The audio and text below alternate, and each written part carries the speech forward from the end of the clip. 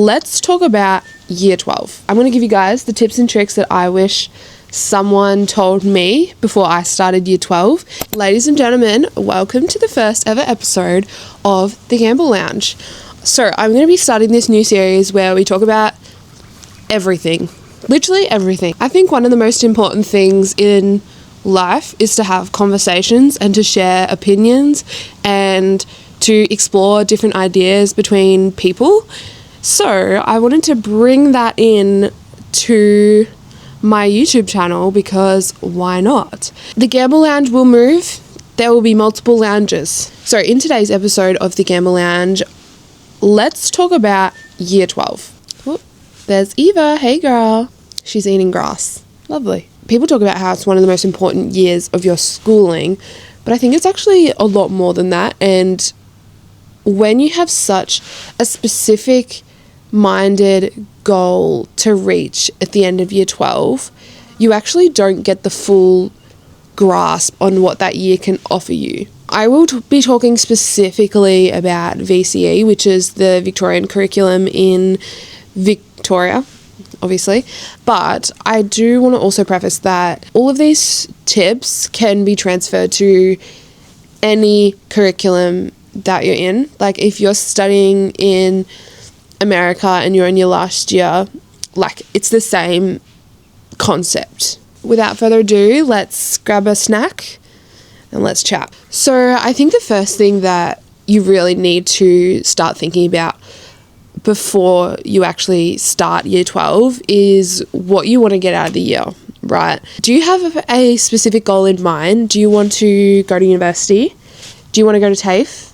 Do you want to get an apprenticeship? Do you want to work full-time at your local restaurant? Do you want to move to the other side of the world and just start a whole new life? Like, you really have to think about what you want out of the year, and that will actually translate into what you do during the year. For the people that aren't studying in Victoria, if you're doing the VCE curriculum, you will receive an ATAR. Now, that is the big scary word that everyone tells you to be scared of and to aim for, and there's so much stigma around ATARs that I think we all need to pull our pants up a bit and realize that the ATAR doesn't define you. Your future is not dependent on your ATAR at all, like at all.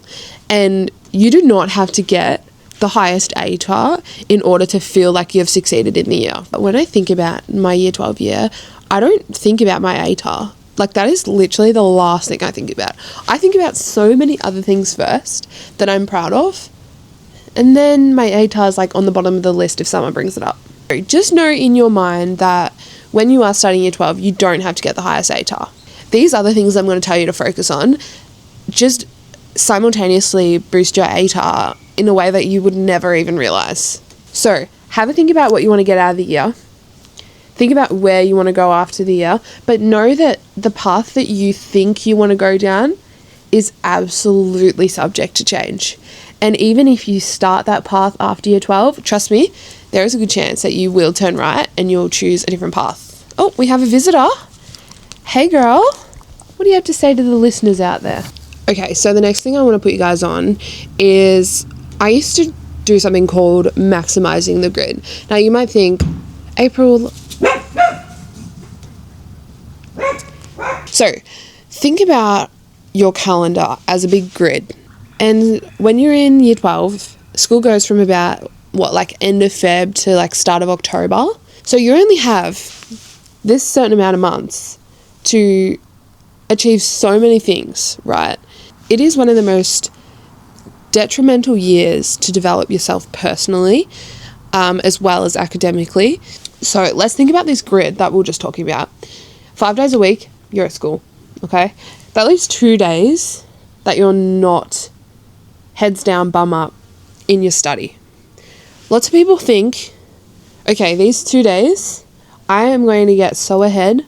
I am going to do so much homework. I'm going to do so many of this, that, and the next. I'm going to be ahead of my whole class, okay? Let's pretend Bobby's doing that. Frank, on the other hand, on Saturday, Frank did a little bit of his pre-work in the morning, Lunch, he spent the time with his family, and then Saturday night he went to a house party. Sunday, he recovered, he had a chill day, got himself ready for the week ahead. Who out of Frank and Bobby do we think is going to be rested more? Old mate Frank over here. I want people to think that this grid that we all know and love is not just supposed to be dedicated to study, study, and study. Brings us to our next point, that distractions are good. If you spend every single minute of your waking hour studying, your brain doesn't even have enough time to consolidate that knowledge. When you learn new concepts, it goes from your sensory memory to your short-term memory, yeah? When you're in class, you're talking about it, everyone's discussing things, your teacher's telling you one thing, you're reading things, everything's happening, all new knowledge. It actually takes a significant amount of time for that knowledge to be transferred to your long-term memory, where it is then consolidated, where you can retrieve it at any moment. Okay, but that process takes a while. It is an encoding process, so yes, you do have to put effort towards that knowledge in order for it to be encoded into your long-term memory. If you are going back to the same concept every single day for a week straight, it doesn't have enough time to be in your long-term memory and be potentiated into something that can be retrieved, right? We want to split it up when we're revisiting things, which, lucky for us, gives us a bit of time to have some time to ourselves. In order of distractions, get a job. I know, everyone's going to be like, April, what do you mean get a job? Everyone told me to quit my job so I have so much more time to study. Are you kidding? Having a job is like one of the most personally developing things that you could do. If you leave year 12 and you literally don't have any work experience in the workforce, no one's going to want to take you on immediately. Not only that, you're going to have no financial freedom throughout one of the most chaotic years of your life of year 12. You need to start building your resume as quick as you can. I have always been a believer, as early as you can, get a job. As early as you can. So that's 15 in Australia? Not only is it important for your financial freedom, for your resume building, for new skills to be learnt, it's also really important as an outlet. There's so much stress is happening in year 12, in your brain, and sometimes you just need to go and do something that you're low-key forced to do, so you actually do it, but you also have some kind of motivation to do it because, one, you're getting paid, and two, lots of the time, you're hanging out with some of your best friends. I worked at a supermarket during my year 12 year, and we made one of the most wholesome little groups that is so iconic when you think back, and sometimes I think, gosh, I wish I could just go back to when I was in year 12, working like a simple job, some of my best mates, and we were just having the time of our lives. So I think it's just so important to get a job during year 12. It also is a way to socialize when you're in year 12, which is, socializing with people that you're not surrounded by every single day all the time is so important during that year of your life, because your classmates and your best friends at school, you're all stressed about the same thing, and you probably all take similar classes. You probably all are at similar things at similar times. You probably lose things to talk about because you're always together. And then you go to work and it's like, everyone goes to different schools. Yeah, everyone's in year 12 or year 11, but, everyone's from different groups. You get to catch up on what everyone's group's doing. Trust me, having a job in year 12 is amazing. Next, have a social life. There is so much stigma about when you're in year 12, you need to knuckle down, don't go out. Everybody is turning 18. That is the most iconic time of your existence. All your mates are turning 18. Everyone's getting their license. Everyone's having massive parties. I always had a mindset where it was in 10 years, I want to think back to my year at year 12 and I want to be like, you know what? I'm so proud of that year and I made so many fond memories. If I sat in my room studying all day, every day, I would not think back and think, wow, I'm so proud. Because even now, it's literally been not even 2 years of me being out of school, and I don't remember any of the times I sat at my room and knuckled down and studied. But I remember the times that I went out, had such a great time, made so many new friends, made so many memories with the most random people. I don't want anyone to be scared of having that social life. I'm not saying that you have to go to a massive bush rave every weekend. That's not what I'm saying, but find time in the grid to fit in events. You don't have to do what everyone else is doing, but, you know, at least be open-minded to going. It is such a big milestone when you turn 18, and especially because of the year that it happens in and what you're doing that year.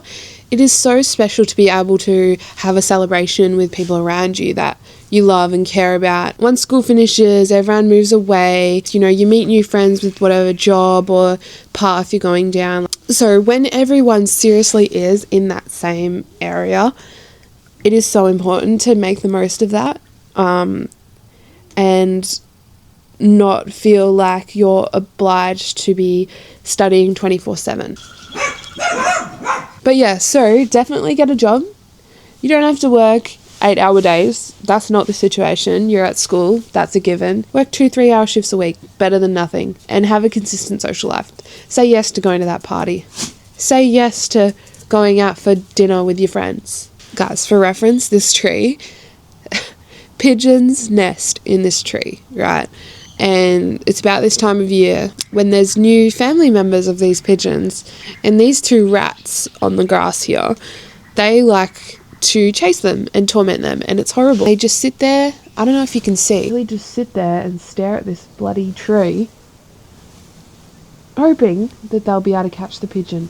I will say they're successful, and that's the horrible part. So the next thing I want to cover is about actual class. All I have to say about actual class is to attend. Yes, that's pretty self-explanatory. You got to attend your classes. But yes, attend, but also like attentively attend. For those that don't know, your teachers are actually responsible for creating your SACs. VCAA doesn't create your SACs. Your teachers do. And yes, some schools, depending on what school you go to, some schools get external programs to create them for you, but that's only if you're going to the cream of the crop high level Melbourne schools, okay? So if you go to a regional school, that's not happening. Keep dreaming. But even so, your teachers are creating your SACs, and when they present you with information, 9 times out of 10, they will literally tell you if it's on the SAC. Sometimes they say it a bit more, you know, under the rug. Sometimes they say, guys, there's a good chance that this will come up on the SAC. And that's when your ears go ding, ding, ding.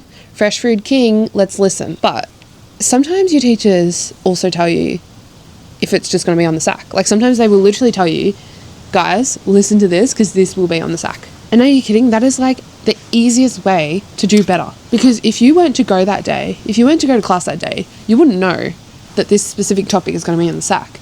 So you could actually spend less time studying all the topics because you know the specific things that will be on the SAC. Yes, all the topics will be on the exam, but that's a different can of fish. So please go, okay? Please go. Also, if you go, your teachers actually provide you with some different resources that might not be provided if you didn't go. Our school paid for us to go to this 3-day German Institute intensive course that prepared us for an exam. And if I didn't go to class, I wouldn't have even known about that. Yes, they send emails, but they don't chase you up. Same with, like, for example, our school offered free tutoring. Just saying, if you go to class, you hear about things that ring bells during the exam. You know, you hear about opportunities that you wouldn't have pursued if you didn't go to class. Now, let's talk about note-taking for a sec, right?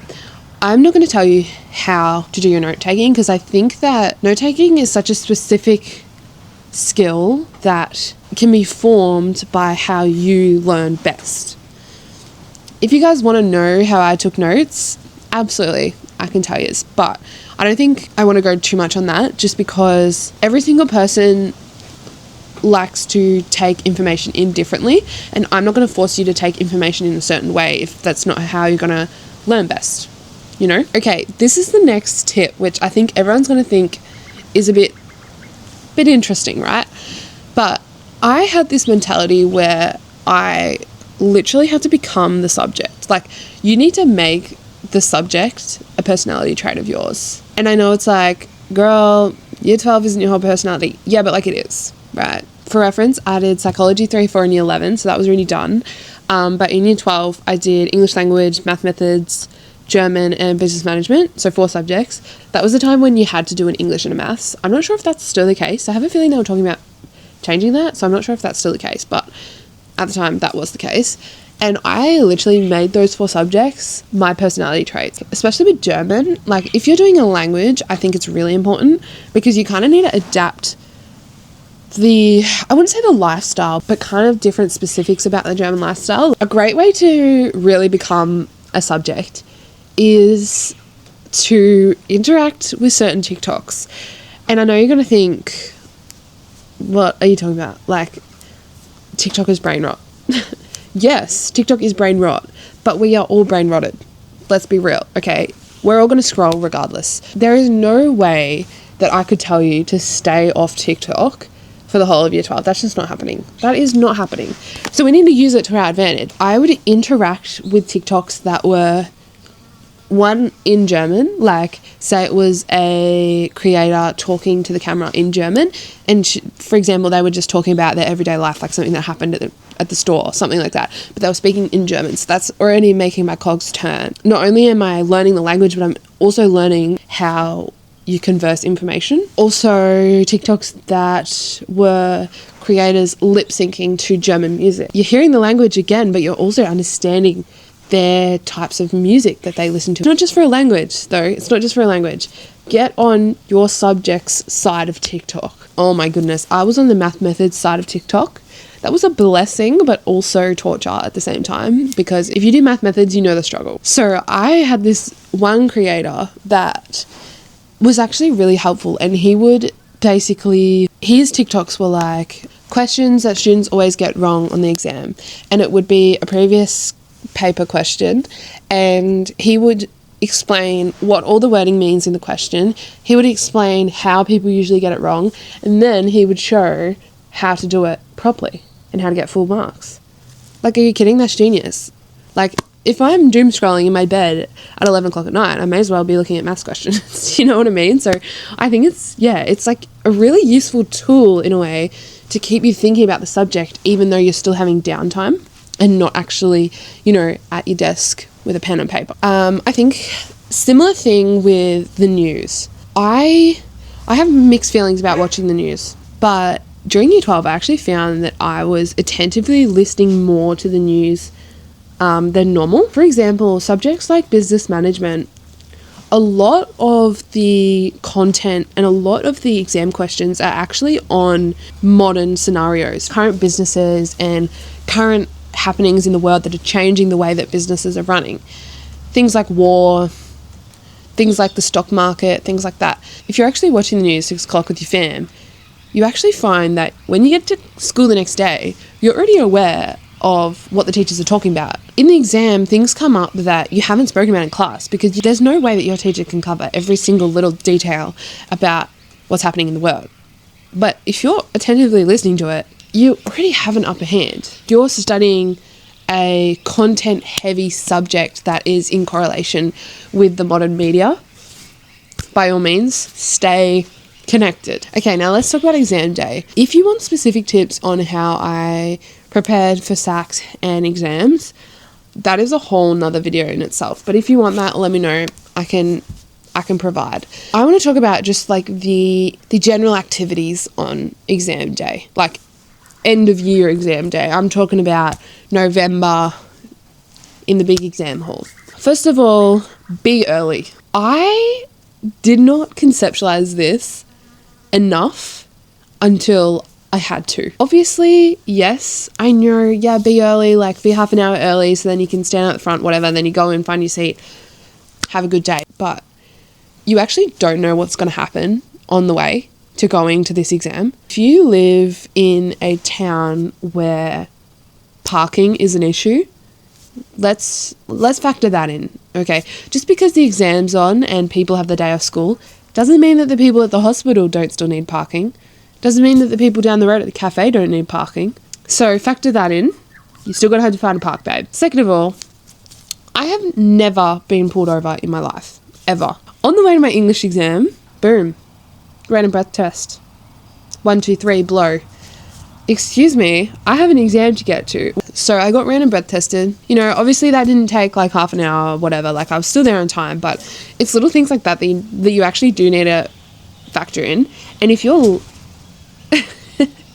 if you're late to your exam, they won't let you in. Like you can't be knocking on that door and say, let me in. No, babe.